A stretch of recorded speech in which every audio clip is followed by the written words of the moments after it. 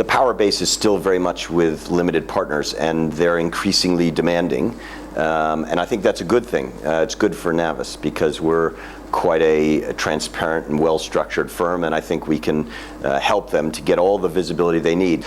There's also been some regulatory changes that I think make it quite important that they're absolutely confident of the integrity of the GP. And so we have to spend quite a bit of time just making sure they really understand our own processes, the team members, et cetera, and just to ensure that there are no kind of oversights in our process that might lead to reputational risks or flawed decision making.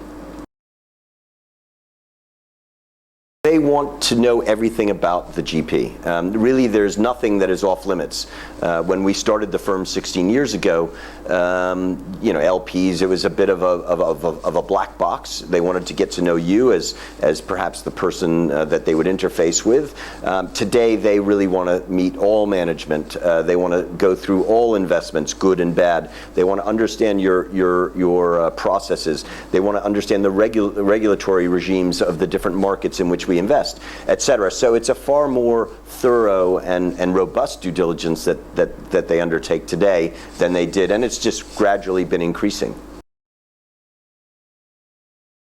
They do, some of them do, many of them request it, and we're not often putting out that many co-investment opportunities, but we do look for strategic relationships from our investors. So to the extent that an investor can bring something to the table to help us in improving the return profile of any investment, then we very much welcome co-investment, and we try and construct it so that they can do that. We have been very successful in Singapore, but remember, the business that we typically acquire in Singapore is a regional business. So we're buying a business in Singapore, but we're getting exposure often to broader ASEAN, perhaps even broader Asia. But then to answer your question specifically, we are seeing opportunities in Thailand. We're seeing opportunities in Vietnam, albeit there's a smaller universe of industries that are investable for Navis, where we can take majority control of a business in Vietnam, where we can expatriate capital, et cetera. But we are interested in those markets. And throughout the last 10 years, Indonesia has been very attractive, I'd say hot.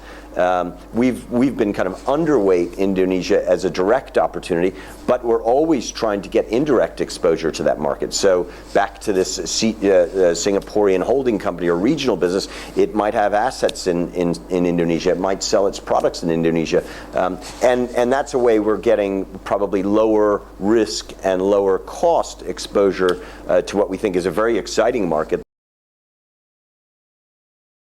There are cultural challenges. There's often a question of relevance. We've done investments in Australia of really strong businesses, and can you really move the dial by diverting management's attention to perhaps Singapore or Malaysia or Southeast Asia more broadly?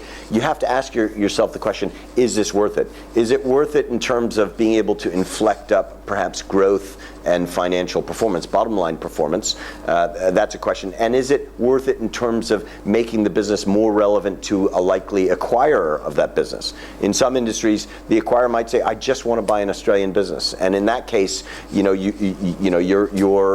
probably not well advised to go on some great expansionary initiative.